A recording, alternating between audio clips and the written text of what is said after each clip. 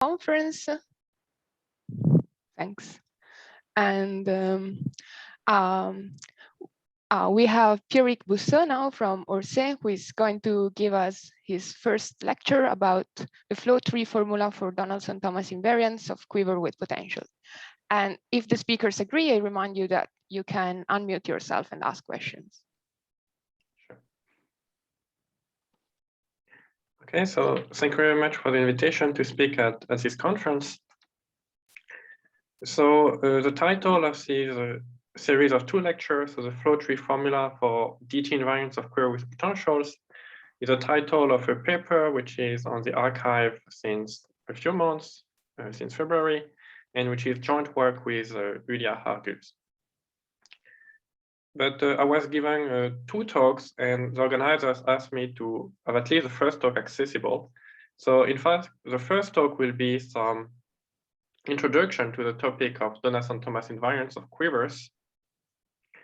And so there will be mainly nothing new in this first talk, like experts will learn nothing, but hopefully I will introduce some notions which will be helpful for me in the second talk, and the second talk will be about this joint work with Argus and this flow tree formula.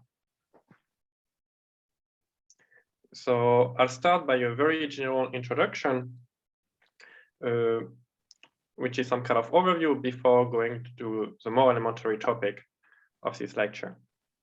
So the general context that we're considering is Donaldson-Thomas invariants, so DT invariants. And in a very general context, there are counts of stable objects in a Calabi-Yau triangulated category of dimension 3. So example of such Calabi-Yau triangulated category of dimension 3 are derived category of current sheaves on the Calabi-Yau threefold. And there is a mirror example which is given by the Fukaya category of the Calabi-Yau threefold. So we're interested in this kind of categories of geometric objects, either current sheaves or Lagrangians on Calabi-Yau threefolds. And we are interested in counting objects in this category. More precisely, we're interested in counting stable objects. So here, what does stable mean? Stable refers to a choice, to an extra piece of data, which is a choice of Bridger-Jones stability condition on the category. So, and these Donaldson-Thomas invariants really depend on this choice of stability condition. When you change the stability condition, the DT invariants will generally change. There is a so-called wall-crossing phenomenon. And the precise way in which the DT invariant changes when the stability condition changes is given by the so-called wall-crossing formula.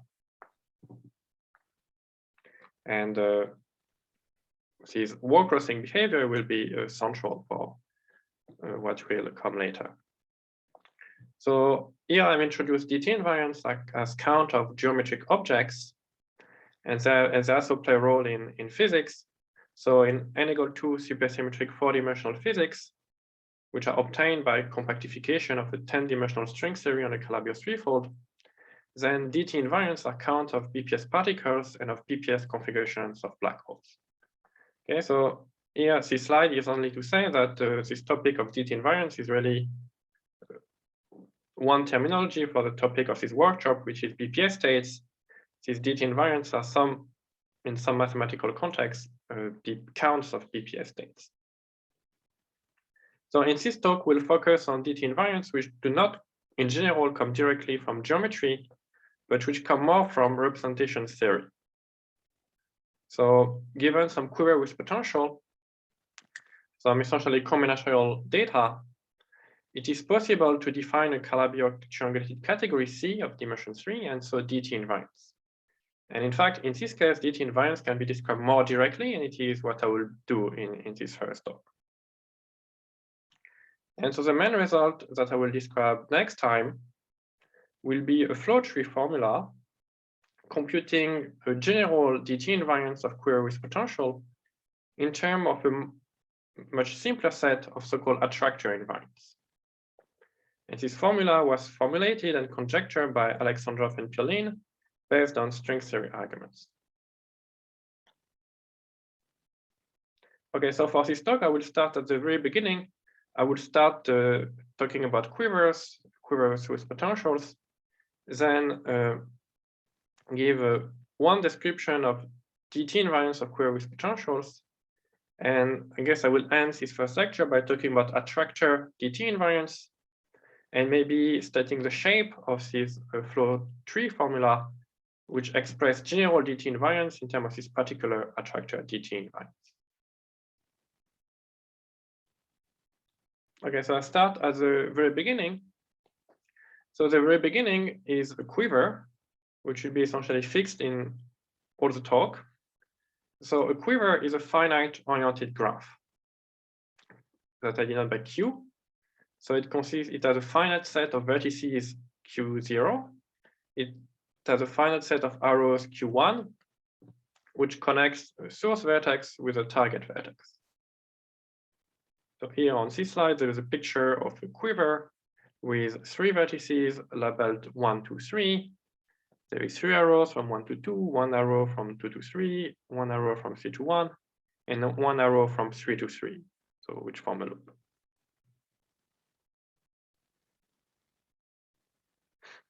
Okay, so in this talk, we'll fix such data, so simply such a graph.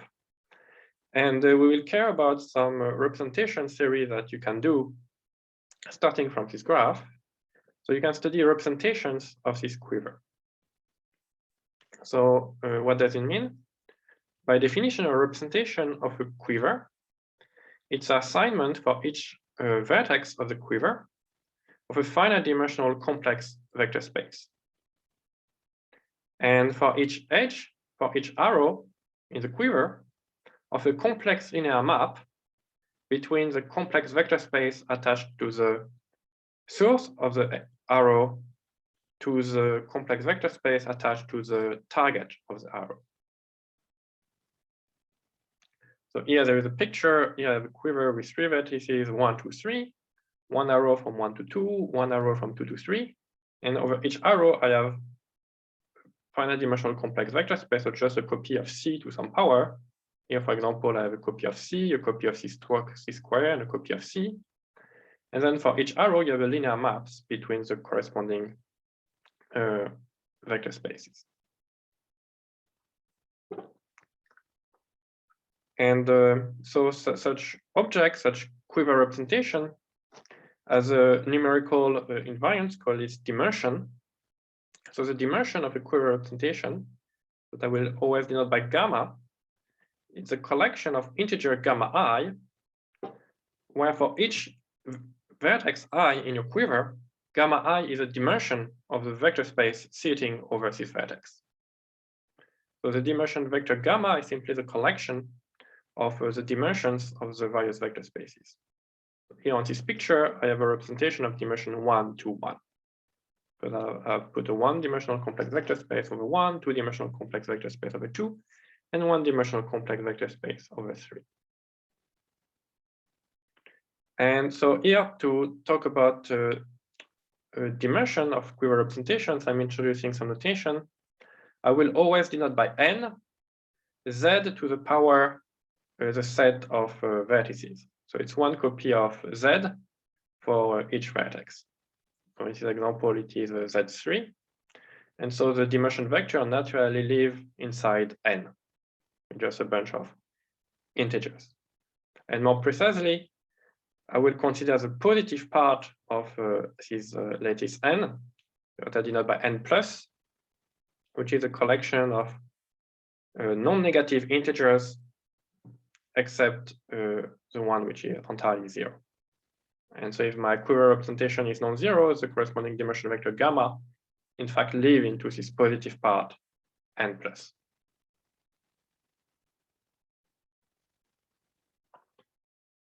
Okay, so given a quiver and given such a vector gamma in n plus, we can try to parameterize or to consider all possible quiver representations of our fixed quiver and of fixed dimension gamma.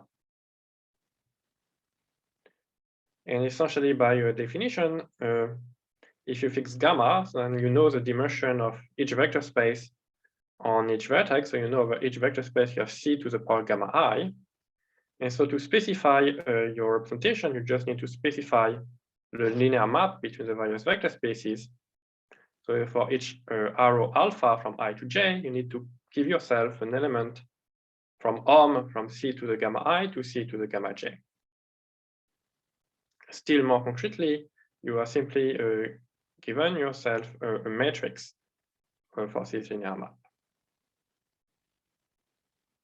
So there is, for quiver representation, there is a natural notion of morphism, and in particular isomorphism. So it is obvious saying a morphism between the quiver representations. It's a collection of maps at the level of vector spaces, which commute with the maps attached to the arrows.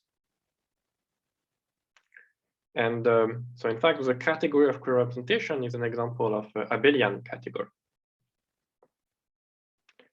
And so what we really care about are not all quiver representations, but all quiver representations up to isomorphism. So really isomorphism classes of quiver representations. And I will denote by curly m gamma the set of all possible representations of our quiver of fixed dimension gamma up to isomorphism. And so at a very explicit level, as I wrote before, a choice of representation is an element in this direct sum over the arrows alpha from I to j of c gamma I, c gamma j. So this thing is just a big affine space parameterizing the choice of linear maps. And when you consider things up to isomorphism, we need to quotient by the action of a group, which is simply a product over the vertices of a general linear group. So GL gamma I of C for each vertex I gamma, which essentially act by change of basis on each vector space. So these things, this quotient description at the level of set is a description of the set of isomorphism classes of quiver representations of given dimension. But if you want to consider this set as a geometric object, as an algebra geometric objects, there are essentially two things that we can do. One can take the static quotient, so, and then you get on m gamma the structure of Artin stack. So it's really a stack of the simplest possible kind in some sense, in the sense that above you simply have a complex vector space and you divide by the action of a group acting on this vector space. So there is another approach to get a geometric quotient which is better, which is closer to a non-nest algebraic variety than a complicated Artin stack. You can try to take a quotient in the sense of geometric invariance theory, in the sense of GIT quotients. And for that, you need to fix a notion of stability, which is what we will do next. So we'll consider the simplest kind of stability for quiver representations, which is the one called the King's notion of stability. So given V, a quiver representation of dimension gamma in n plus. So I will introduce some notation. So I've already introduced, maybe I should come back to insist on it. So n is always z to the power of the number of vertices. And m will be the dual lattice, from n to z. And I will denote by mr the corresponding real vector space, so m tensor r.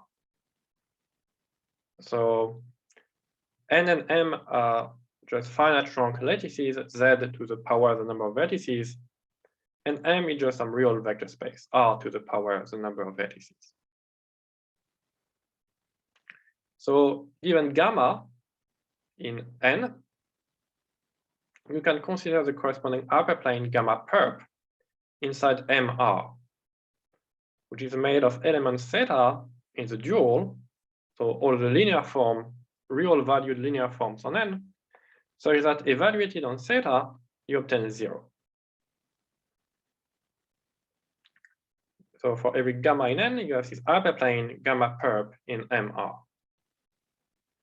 And for every choice of a point theta inside this hyperplane gamma perp, so we refer to this choice of theta as a choice of stability parameter, then you have a notion of stability for quiver representations of dimension gamma.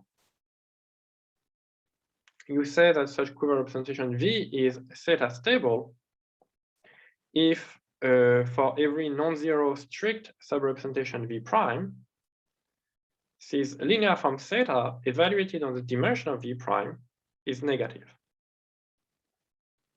So remark that by construction, because theta is in gamma perp and gamma is a dimensional V, so theta of dimensional V is 0. And so the constraint is that if to be stable, is that theta on dimensional V prime, if V prime is a strict non-zero object, has to be negative on one particular side with respect to the value 0, which is the value taken on V. And the representation V is said to be theta semi-stable if for every sub-representation, theta of dim of V prime is non-positive. So you simply have the large inequality. Okay, so the thing the only thing to really remember here is that given gamma, you can make a choice of theta in the hyperplane gamma perp. And then you have the notion of theta stable or theta semi-stable objects of dimension gamma, which is obtained by constraining the possible sub-objects of your representations.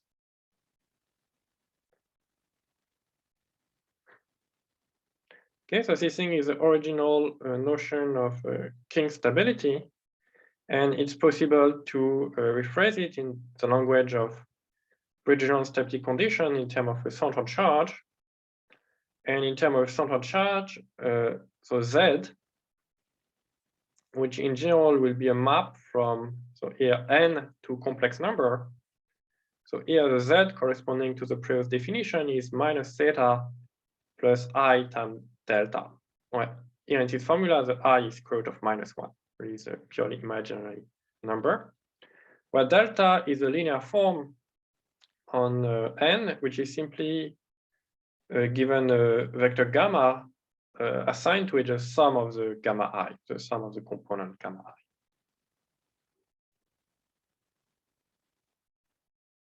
And so here there is something which, if you know a more general story, maybe can looks a bit strange, which is that here we have this restriction that theta live in this hyperplane gamma perp. So in other words, we have this restriction that theta evaluated on gamma has to be 0. So in fact, in the just quiver language, this thing is not a big restriction because you can show essentially that if you don't have this restriction, that then up to some change of your central charge, which does not change the notion of stability, you can always reduce to this assumption, theta of gamma equal to 0. But something which maybe will be more relevant for later is a remark that imposing this condition in the central charge language means to fix the phase of the central charge. If my central charge is minus theta plus I delta, the fact that I will only consider theta and gamma, such as theta of gamma is 0, means that I will, in the central charge language, I will only consider places where the central charge is purely imaginary. So I guess at this point, you can essentially forget this remark. You should just remember this notion of King stability. But I will come back to this maybe central charge language later.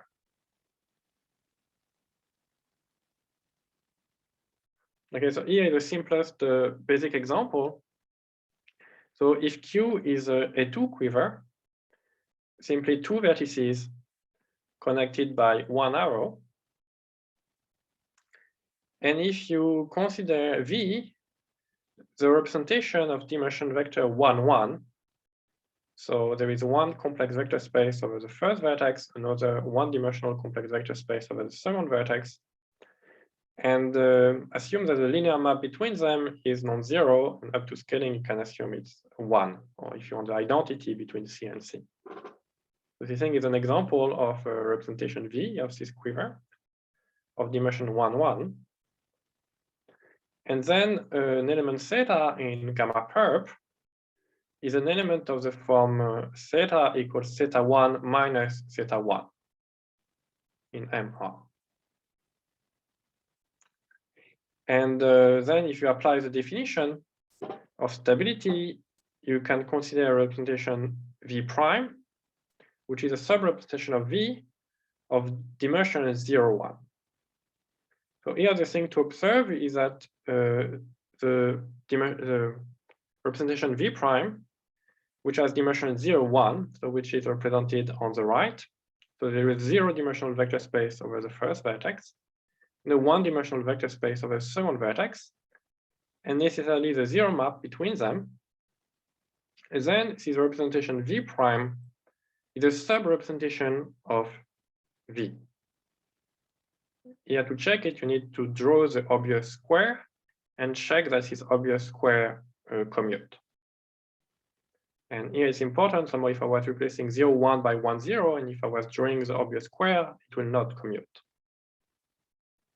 So here there is a sub-representation of dimension 0, 1, but not of dimension 1, 0. Okay. Then if I look to see sub-representation of dimension 0, 1, if I compute theta of its dimension, I simply get minus theta 1. And so when I apply the definition, I see that when theta 1 is positive, then this sub-representation V prime will not destabilize the representation V. In fact, there is no other strict sub-representation, so we'll deduce that V is stable. But if theta 1 is negative, then the sub-representation V prime will destabilize V, and V will be unstable. So this thing is the simplest possible example where you can understand what stability means, and you see that this really depends on the choice of the stability parameter.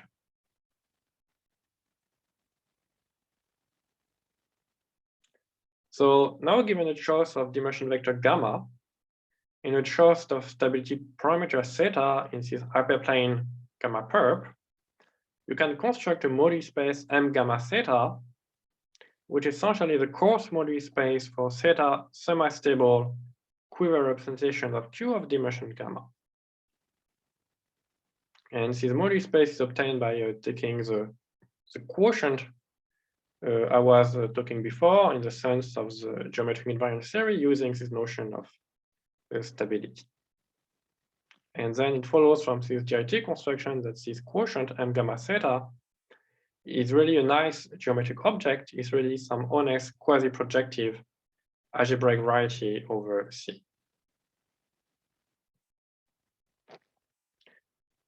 Here is an example which is almost the same example as before, but slightly more complicated. I still have 2 vertices in my quiver Q, but now I have M arrows.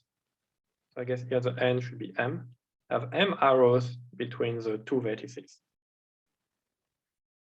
And I can again consider representations of dimension 1, 1 and look to what happens for various values of the stability parameter. And essentially, you can check that if theta 1 is positive, and if the arrows, so here I'm still looking to dimension 1, 1. So I have a copy of C over the first vertex, copy of C over the second vertex.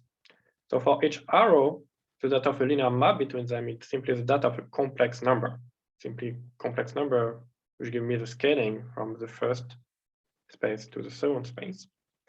So to give myself a representation of this quiver of dimension 1, 1, I need to give n complex numbers psi 1, psi 2 until psi n. And so if theta 1 is positive and if they are not all 0, you can check that the corresponding representation is theta semi-stable. And so you get one representation for each choice of, for each M tuple of all non-zero of not all zero complex numbers. So you get like Cm minus 0. But when you consider isomorphism classes, when you quotient by this action of a general linear group, in this case, you quotient by essentially some copy of C star. And so the resulting moduli space M gamma theta, in this case, will be simply a complex projective space Cpm minus 1. So here is the simplest example where by this construction of moduli space of semi-stable representations, you get interesting algebraic varieties. In this simplest example, you get a complex projective space. And in the other case, if theta 1 is negative, then essentially by the same argument as in the previous slide, if you look to the sub-representation of dimension 0, 1, it will destabilize everything. And so the corresponding moduli space M gamma theta will be empty. So here for gamma equal 1, 1, if theta 1 is negative, you get some empty moduli space of semi-stable representations. And if theta 1 is positive, you get some non-empty and some interesting variety of semi-stable representations.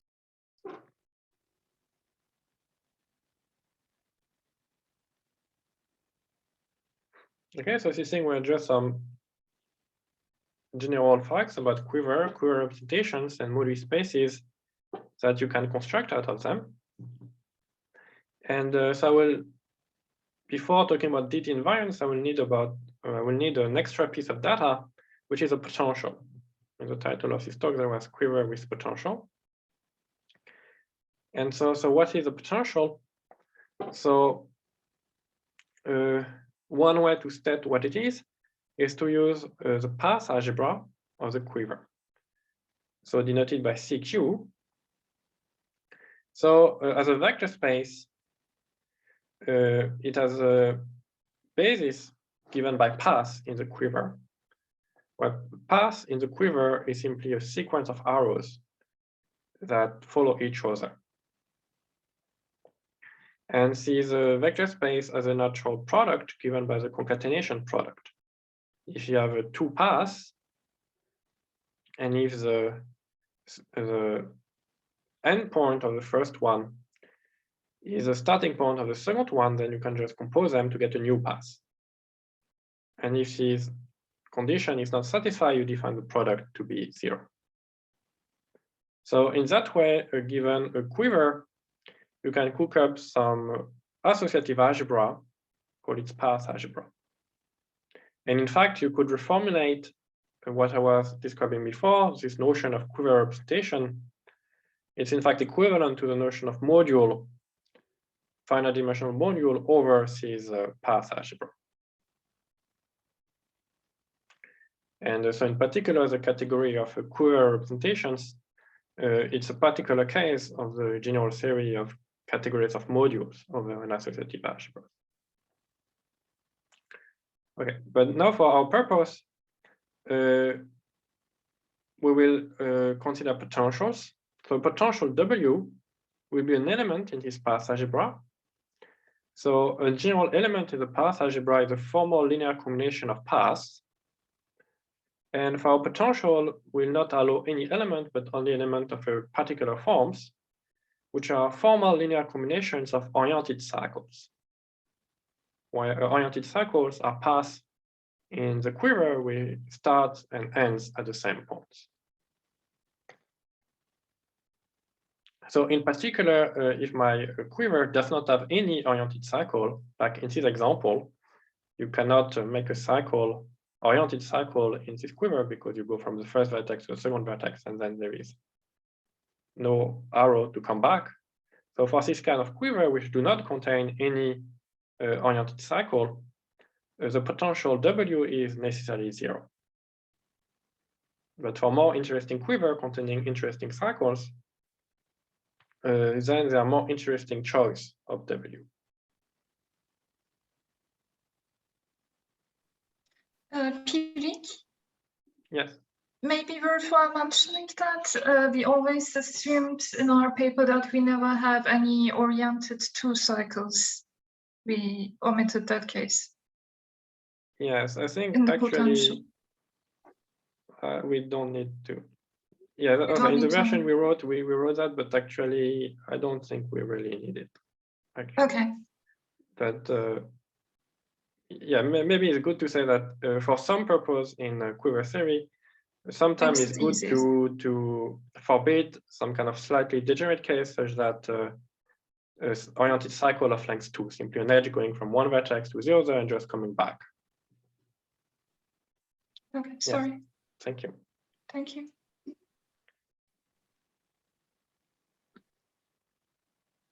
Okay, so starting from the data of a quiver and a dimension vector and a stability parameter, it was possible to construct a moduli space m gamma theta. And now if you make the extra choice of a potential, then this extra choice allows you to define a function, so-called trace function, on your moduli space. And it is defined in the following way. So if you have an oriented cycle in your quiver, and if you have a quiver representation, then each arrow in this cycle corresponds to a linear map in the quiver representation. So if you go around the oriented cycle, you can simply look to the composition of all these maps, all these linear maps. And because it is an oriented cycle, if you start somewhere, at some point you come back. So this composition of linear maps along the arrows of the cycles define you some automorphism of your starting vector space. It's simply a linear map from a vector space to itself, and then it makes sense to take the trace of this automorphism. So if you have an oriented cycle and a quiver representation, by this construction, you get a number. You take the composition of linear maps, you take the trace, you get a number. And so this construction gives you a function on the space of representation. For each representation, you do this construction and you get a number. So this thing is a construction if you have one oriented cycle. And in general, your potential is a formal linear combination of oriented cycles. And so the corresponding trace function, by definition, is a corresponding linear combinations of these functions attached to oriented cycles.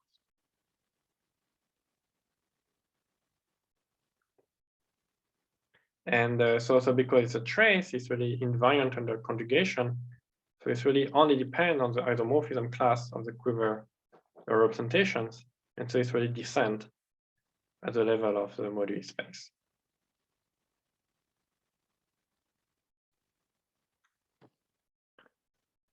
So the upshot of this first half of the talk is that if someone gives you a quiver Q, a dimension vector gamma, and a stability parameter theta in gamma perp, then you can cook up a moduli space m gamma theta, which is a nice geometric object, so quasi-projective complex algebraic varieties. And if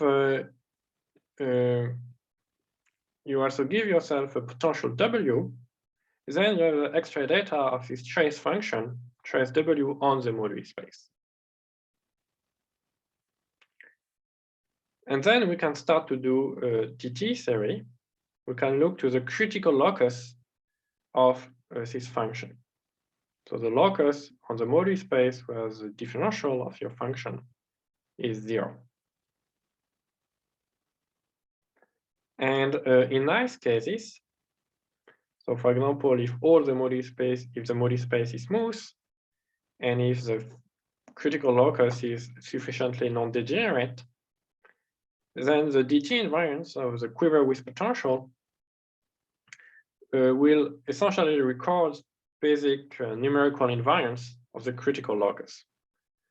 More precisely, it will be essentially the Hodge polynomial of the critical locus. So I will have this notation, omega gamma theta, function of two variables y and t, and it will be some Laurent polynomial in y and t.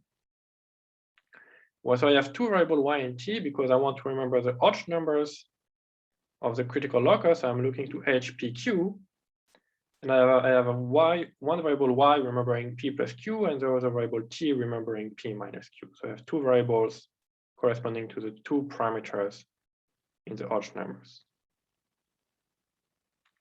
And there is simply some sign convention and some normalization convention to make it symmetric in y equals to y inverse. So this thing is will be our DT invariant when in the nice cases when everything is nice, when everything is smooth and sufficiently non-degenerate. So for example, in the example I was describing before, where Q was this M Kronecker quiver consisting of two vertices and M arrows between them, for gamma equal 1, 1 and theta with theta 1 positive, in this case, we saw that the Modi space M gamma theta was simply the complex projective space of dimension M minus 1. And in this case, the quiver does not contain any oriented cycle, so the potential has to be 0 anyway, so there is no extra choice, just W is 0. So here, taking the critical locus does nothing, it is a full Modi space M gamma theta. And then my DT invariant omega gamma theta will be simply the Hodge polynomial of the complex projective space. So it will be simply 1 plus y squared plus dot dot dot plus y to the 2 m minus 1, and there is a symmetrization and a sign factor in front.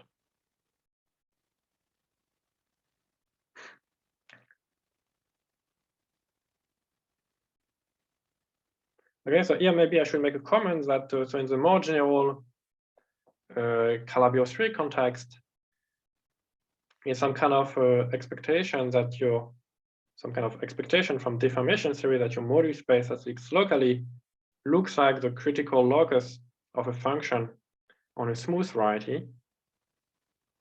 And so the story of query with potential is exactly a setting where you are exactly in this situation.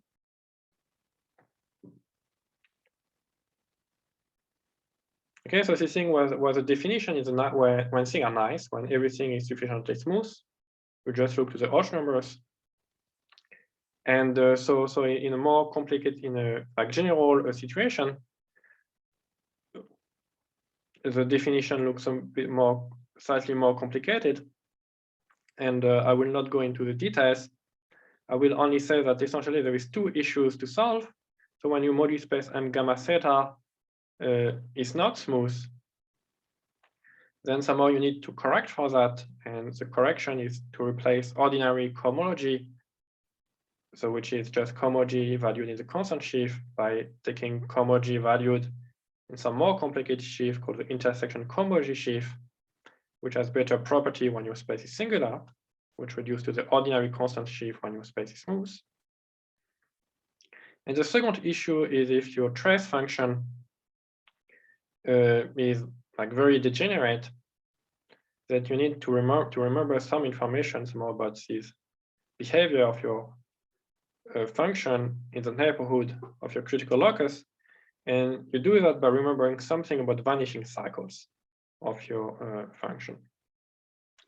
So there is something called a vanishing cycle functor.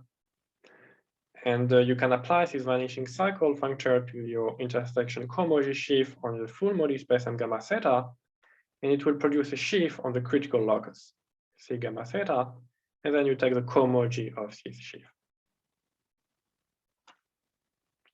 And then it follows essentially by general Hodge theory, then the resulting vector space has the natural Hodge structures, and then you can still define its Hodge numbers HPQ. And then it's the same definition as before. So here the only thing to remember is that when everything is nice, I have a nice geometric object, which is this critical locus of this trace function on the Modi space, and I consider the corresponding Hodge numbers. And in general, I have a slightly more complicated definition. So here I should make a comment. So maybe some people know different definitions of DT invariants of quivers. So I guess the original framework, going back to Choi Song and Consider Soberman, is to consider essentially Stucky function in the whole algebra, and then take appropriate log functions. So here, the definition I've given today is essentially the one which is in the work of Davison and Meinhardt. And what Davison and Meinhardt prove is that these definitions somehow reproduce the earlier definitions using the whole algebra.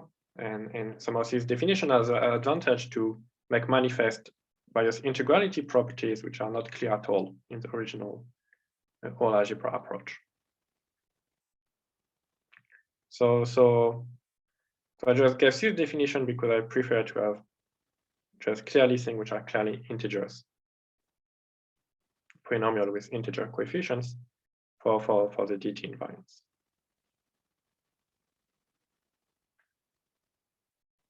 Okay, are there any questions about this definition?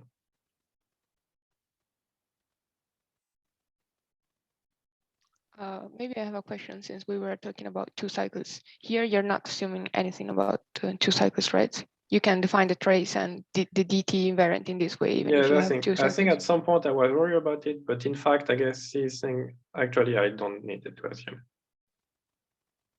Thank you.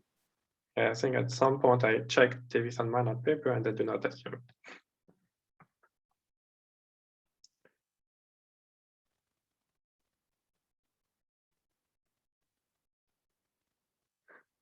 Okay, so on this slide, it's more or less what was already on the first slide. So here I define these DT invariants.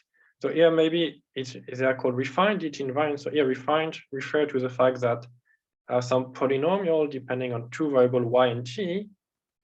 And sometimes it is simpler to specialize some of the variable to some particular values. So I guess if you set y equal t equal 1, which in the simplest case will essentially reduce to the Euler characteristic of your moduli space, is often called like Donaldson-Thomas invariants without unrefined. Okay, so I guess the summary of DT invariants of quivers with potentials. And I will not go into it, but I claim that in fact it fits into the more general DT theory for counting objects in the Calabi-03 context. So here in the story I was describing of quiver with potential, it was not clear where was the Calabi-03 story. But the claim is that starting from a quiver with potential, there is a way to hook up a Calabi-03 triangulated category for which the DT theory I was talking about is compatible with the general DT theory. And then the general DT theory has also geometric inclinations given by current sheaves or special Lagrangians. And I guess in one moment I will give an example. So sometimes these 2 contexts, the geometric context and the representation theoretic context, interact. Sometimes they're related. And then there is on the bottom of this slide the connection to physics. So given a quiver with potential, there is a recipe to write down a supersymmetric quantum mechanics. And then the DT invariants of the quiver are counting supersymmetric ground states of the supersymmetric quantum mechanics. And sometimes the supersymmetric quantum mechanics is an effective low energy description of a configuration of BPS particles or BPS black holes in some n=2 4-dimensional series. And then these DT invariants will be count of BPS states in these physical series.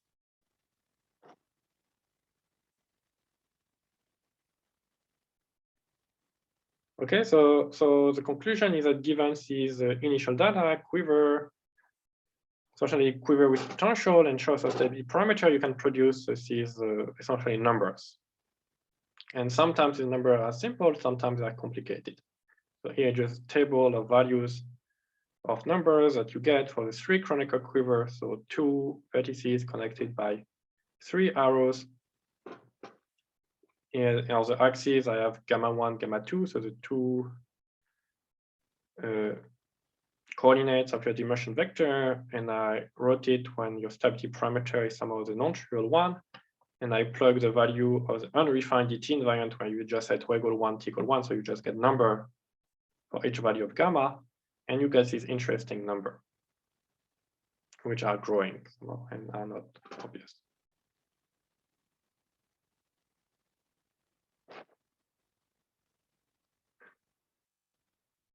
Okay, so by construction, these DT invariants depend on the choice of the stability parameter theta. And so let me introduce some terminology and say that the stability parameter theta, so which live in this hyperplane gamma perp, is gamma generic if essentially it is not contained in any different hyperplane gamma prime perp for a different gamma prime. So in other words, on this condition that if theta is contained in gamma prime perp, then gamma prime and gamma has to be proportional. So in other words, my theta is not in the intersection of two hyperplanes, of two distinct hyperplanes of the form gamma perp. So you could make this condition for all gamma prime, but in fact, in practice, it would be enough to only impose this condition for gamma prime, which are somehow, whose size are somehow bounded by the size of gamma. You don't have to consider infinity. If you fix gamma, you only need to assume that you are not on hyperplane for gamma prime, which is somehow smaller than gamma. And so you can check that as long as theta in your hyperplane gamma perp is gamma generic, then your DT invariant omega gamma theta as a function of theta, it remains the same, it remains constant. But when theta in gamma perps become non-generic, then if you compare the value of generic theta before and the value of generic theta afterwards, then in general, your invariant jumps. So you have a wall crossing phenomenon and you have a wall crossing formula due to Concevi-Sommermann and Joyce-Long. And I guess probably next time I will say more about the form of the wall crossing formula. So here really the picture to have in mind is that if you fix gamma, you have this hyperplane gamma perp. And this hyperplane gamma perp is divided into a number of chambers. So which are somehow defined by the intersection with the other hyperplane gamma prime perp. And each of the, and for theta in one of its chamber, you have a well-defined DT invariant. But when you go from one chamber to the other, the value of your invariant will change.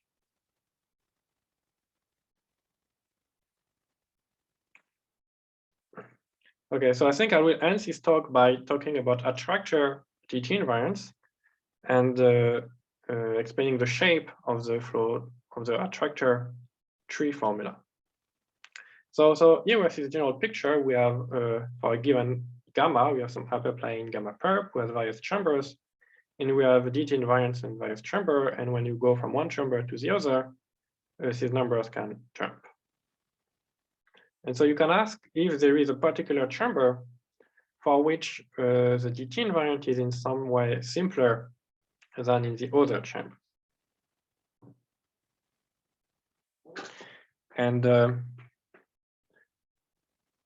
so it will be the case. And so to make this definition of attractor DT invariance, I need to introduce a skew symmetric form.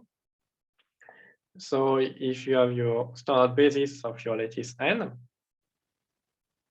then you define a skew symmetric form on n by saying that the skew symmetric form evaluated on the basis element Si and basis element Sj is Aij minus Aj, where Aij is the number of arrows from I to j. So for example, this skew symmetric form is exactly the same one which, for example, appeared in on the Naiski talk on the first day in the physics context. And so you have this skew symmetric form. And so if you have gamma in n, you can consider the linear form on n obtained by taking skew symmetric form of gamma with something. This thing is naturally a linear form on n, so it's a point in M. And because this form is skew symmetric, gamma pairing with gamma is 0. So in fact, this point is a point in the hyperplane gamma perp. So for a given gamma, there is a preferred point inside the hyperplane gamma perp, which is this so-called attractor point given by this skew symmetric form. And essentially, what I would call attractor DT invariants, following the terminology of Alexandrov, Pierlin, Mozgovoi, Pierlin, but essentially this notion appeared in various languages in various places. So I will define the attractor DT invariant for gamma, and I will denote by omega gamma star. The DT invariant omega gamma theta, when theta is the stability parameter given by the attractor point. It's a very particular stability parameter defined by the skew symmetric form.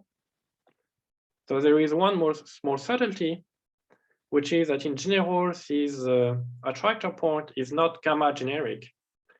In general, it sits at the intersection of many hyperplanes. And so in this definition, we pick a small perturbation of this point inside the hyperplane gamma perp to make it gamma generic. And then the precise definition of the attractor DT invariant is to take the DT invariant at this value of the stability parameter theta. And you can check that the resulting invariant is independent of the way you would do the perturbation. Après, you might worry because this point skew symmetric form with gamma, like I said, live in the intersection of many hyperplanes, so it's like at on the boundary of many chambers. And I said before that in general, DT invariants in different chambers will be different. So you might worry that if I define my DT invariant by perturbing to go inside the one chamber, it might depend, but in fact, it does not. The point is that for the chamber which contains this particular attractor point, the corresponding DT invariant for the class gamma is the same. And so this definition, it makes sense. Okay, so at this point, it's not really clear why to make this definition. I just told you that somehow among all possible stability parameters, using this skew symmetric form, you can somehow pick out a particular point. And so some of the general idea is that these attractor DT invariants, omega gamma star, are in general much simpler than general DT invariants. So the first remark is that so by construction, these omega gamma star do not depend on any choice of theta, because by construction, they are omega gamma of theta for a particular choice of theta. So given a quiver with potential, for every gamma, you have an attractor DT invariant omega gamma star. And so the claim is that these invariants are in general quite simple. So for example, if your quiver is acyclic, if it does not contain any oriented cycle, then this attractor DT invariant is as simple as possible. Essentially, it is always 0, or it is 1 if gamma is one of the basis element of n. So in other words, if you look to quiver station, which are 0 on all vertex, and which consists of a one-dimensional representation of a given vertex.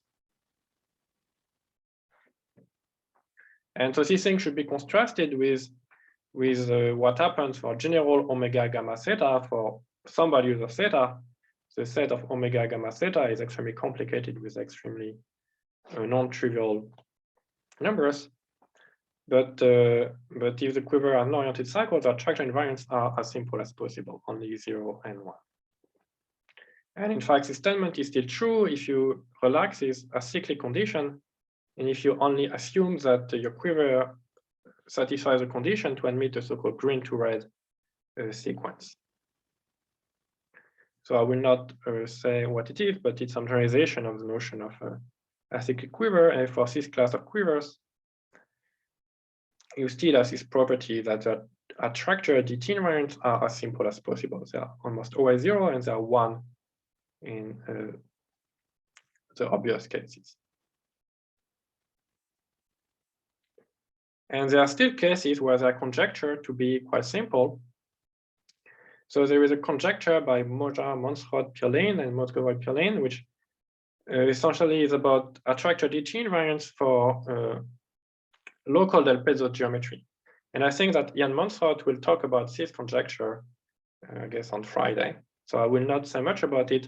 I will just say that if you have a local Del Pezzo surface, a non-compact Calabi-Yau threefold obtained as total space of the canonical bundle over a Del Pezzo surface.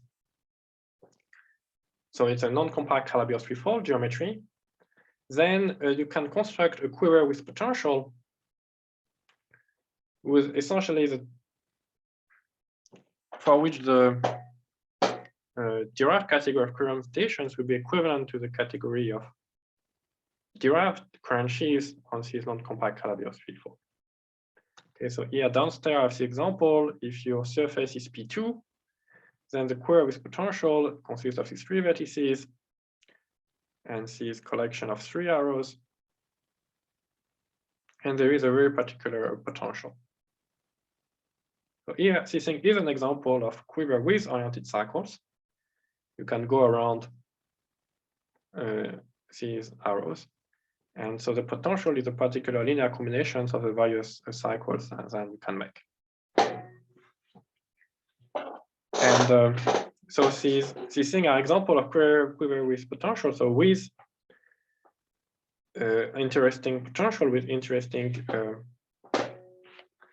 oriented cycles, but still the conjecture is that the corresponding attractor DT invariants are still very, very simple. So they are mostly 0, they are 1 in the obvious case, and there are some explicit value for a very particular class of dimension vectors.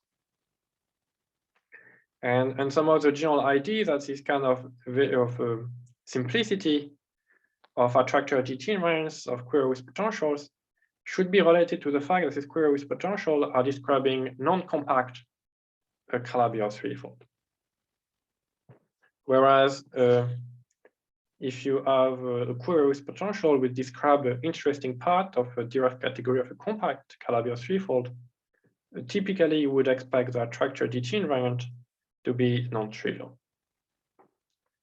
But still the point is that these attractor DT invariant, even in general, you expect them to be simpler than the general DT invariants. And definitely in this kind of acyclic case or non-compact Calabi-Yau case, you see or you expect to see it very explicitly. Okay, so we'll end by essentially stating the shape of the flow tree formula, which will be a formula which will express a general DT invariant omega gamma theta for any value of theta in terms of this DT invariant omega, in terms of this attractor DT invariant omega gamma star. And so to state this formula explicitly, just at the notational level, it's easier to work with rational versions of DT invariants, which are denoted by omega bar. And the omega bar gamma theta are expressed in terms of the omega gamma theta by this explicit formula. So it is an explicit formula that you can invert. So if you know all the omega gamma theta for all gammas, then you know all the omega bar and vice versa. So there is no loss of information going from omega to omega bar.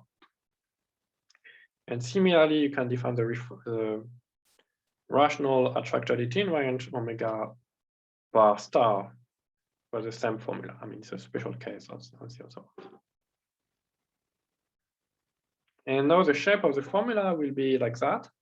So you will, again, we fix the quiver with potential, we fix the dimension vector gamma. You fix theta, a stability parameter gamma perp, which is gamma generic.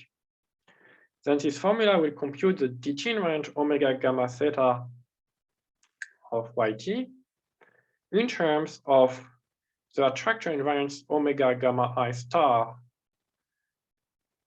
where gamma I are dimension vector which appear in possible decomposition of gamma into some of the gamma i's. So there will be this kind of formula. There will be omega bar gamma theta is equal to sum over the decomposition of gamma 1 into sums of vectors gamma 1 to gamma r. There will be the product of the attractor DT invariant attached with omega i's, omega gamma i's. And then there will be some coefficients. So there will be this function fr theta of gamma 1, gamma 2, gamma r. And some of the interest of the theorem will be to say something about these coefficients. So somehow, I told you before that, okay, so this thing is a value of your invariant in a particular chamber. And après, if you want to go from any chamber to the attractor point, you might just move inside your space of stability parameter.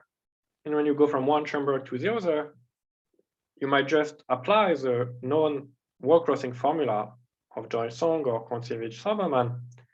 And so in principle, you can argue that just from general principle that there exists a formula which has this shape somehow, where the fr theta are some coefficients. So somehow the non-trivial content of this theorem will be a particular formula for this coefficient. And so it is where the name flow tree will appear that this particular formula for these coefficients will take the shape of a sum over binary trees, and the contribution of each binary trees will be obtained by following various flows on these trees. And so essentially this thing will be the topic of the second lecture. I will start from here, and I will tell you explicitly what are these coefficients, and then I will try to explain where this formula comes from and how to prove it. And I'm stopping there. Thank you. Thank you very much. Any question? Can I ask a question? Yes, sure. Thanks, Pierrick, for the nice talk. You mentioned this theorem of mu. Can you characterize the quivers which admit such green to red sequences? So you mentioned that for such quivers, the attractive invariants are trivial, but is there a simple criterion on the quiver to decide? That's true. I don't think I know a very simple description. So I guess I just know some examples. Like for example, it's known that for most of the quiver coming from like triangulation of surfaces, so which in like physics language is like a class S theory of type A1. So given, as in, it was mentioned at some point in the talk of Naisky 2 days ago, that if you have essentially just a Riemann surface with punctures, there is some recipe to cook up a quiver with potential out of it. And in most cases, so there are a few exceptions, but in most cases, these quiver with potential are known to satisfy this property, to admit a green to red sequence. So maybe I can say, can I say more precisely what it means? I mean, the definition of green to red sequence has to do with just doing successive mutations to a quiver. So I guess I will not say it correctly, but roughly you start with a quiver with a standard basis in the space of dimension vector. And then the fact that there exists a green to red sequence means there exists a sequence of mutations of a quiver, such that, and then you can follow what your bases do. It becomes other vectors. And I guess at some point, the condition is that you are supposed to come back to the starting basis, but with opposite opposite side. It's roughly the definition. So it's something about existence of a nice sequence of mutations. And so in some cases, it is known, like this quiver of geometric interest coming from surfaces with puncture, it's known that they produce a large class of example. But I don't know more generally, like a simple characterization. Okay, yeah, I'd be curious to know what are the exceptions in this class S theory. But so actually in this class S theory, like a torus with one puncture is Markov like 3 vertices and 2 arrows, 2 arrows, 2 arrows. So this one is an exception. Yeah, yeah, that's why it is one exception. Although I think in this case we have evidence that this attractor Yeah, invariants are yeah, also that's why. trivial. Yeah, that's what I mean. They are still very, very simple, but still they are not all. I mean, there is like one class where, like maybe for 111, you have something non-zero. Yeah. So yeah, actually, so I think they are all trivial in that particular case. But, yeah, I mean. But okay. Yes, but yeah, I was just saying they're not as trivial as the one for which I mean green to red sequence, I guess. Like if there were a green to red sequence, we'll deduce that even for 111, the attractor invariant would be 0. But I was thinking that for this quiver, for 111, you get something non-zero. It depends on the choice of potential. Yeah, that's so. I'm talking about probably the potential coming from this geometric class S construction. Okay, thanks.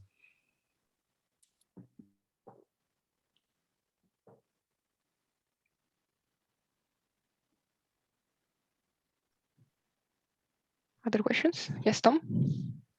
Is it obvious why these attractor flow invariants are independent of the perturbation that you stated? You know, you take this, this book. Yeah, so I think, so there are various ways to say it, and I think it was mentioned in, so I guess in the way it's stated here, it is, for example, written in the paper of Moscow-Pierlin, and it was maybe known before. So I guess essentially the very basic reason is extremely simple, is that if you have some kind of,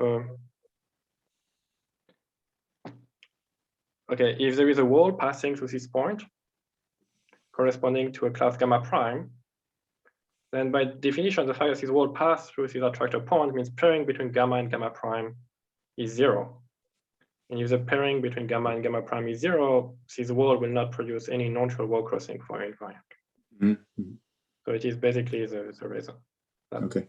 The wall passing through this point somehow have a trivial effect on your invariant, essentially by construction. Thanks.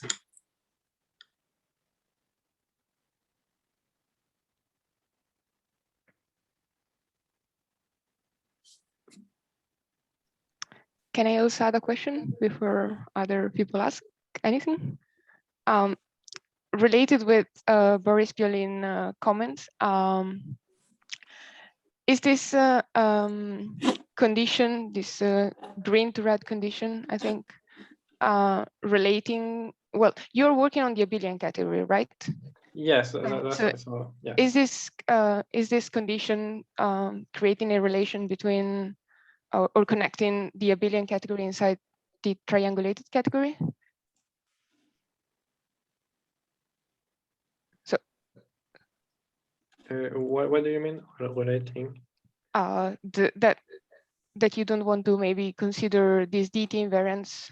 I don't know if this green to red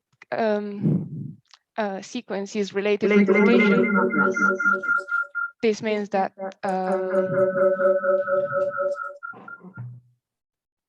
sorry. I just was wondering whether this means that you are implicitly working on the triangulated category associated with the quiver. I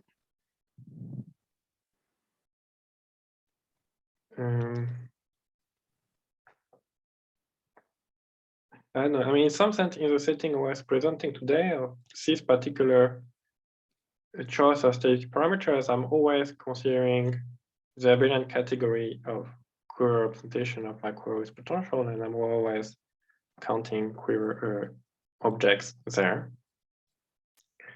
And the condition to admit a green to red sequence is just some condition on the quiver with potential. Okay. So, I mean, maybe there is something more complicated that you can say, like the existence of this green to red sequence is a particular path of mutations which connects somehow kind of 2 points. And it's saying that you always stay into like yeah, I guess what I would say is confusing, but you always stay in some kind of quivery region, which is confusing because here I just said that I was always working with a fixed abelian category. So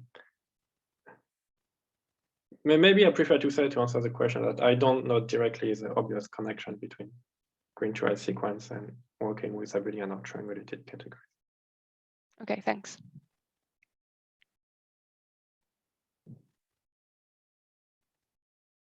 Any other question? Tom, did you raise your hand again, or?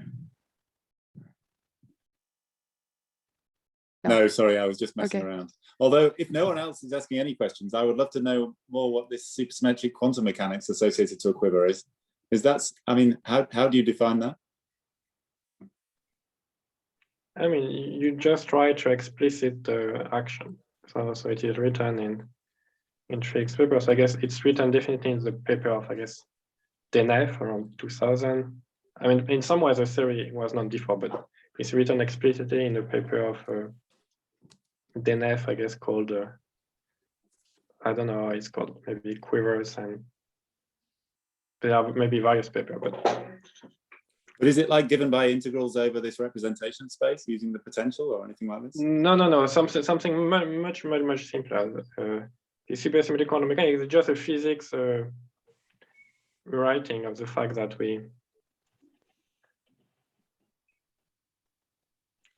so it's really quantum mechanics. So there are like finitely many degrees of freedom, bosonic and fermionics, and there is just an explicit formula given the combinatorics of the quiver and the potential. You can just write an action, and then I don't know, and then study is a quantum mechanical problem. And then somehow just like gauge theory, right? Sorry? It's just a 0+1 dimensional gauge theory whose matter content is encoded in the quiver, right? So, yeah. Yes, that's right. So does the representation variety come up when studying that thing? Yeah, that's right. So the representation theory come up from studying like, I mean, the classical theory, studying like classical vacua, then the representation variety will appear. And yeah, and some of the DT invariants will be like more like quantum states, quantum vacuum states. Yeah, so in the simplest possible case, the theory like at low energy will reduce to something like, yeah, somehow will reduce to like supersymmetric quantum mechanics with target the representation space. And then the corresponding space of supersymmetric ground state for that will simply be the cohomology of the representation space. And in general, things are subtle because in general, the representation space is, I guess if you really look to the stable locus, it's non-compact. So I guess in the physics context, you really want to impose some kind of L2 condition. And I don't think if it's really written somewhere, anywhere, that somehow sees definition using intersection cohomology, I think should agree with some kind of more like analytic definition using some L2 cohomology, looking only to the stable locus. Okay, let me forget about the potential for now, just assume there is no potential. Just look to the stable locus, it's really honestly smooth. There is some honest Kähler metric on it. That's a GIT construction, and you can look to some honest L2 form of L2 cohomology, which is a thing which is natural from the physics point of view. And I guess just an expectation, it should agree with this intersection cohomology story. I think it's a general fact known in some context that if you have some open thing with a nice metric, then the L2 cohomology of this thing is related to the intersection cohomology of a singular compactification of such a thing. But I don't know if in the context of query representation, if it's really written somewhere or not. Maybe it is. Yeah, but it's one way to think about, yeah, in this math thing, there is this weird intersection cohomology, and in the physics language, it's really, you have your moduli space, which is non-compact, and then you want to impose some L2 condition to get something nice. And things are subtle because of that. Okay, thank you. So thanks very much, Pierrick. And I think we should resume in 3 minutes at 20 past for the next talk.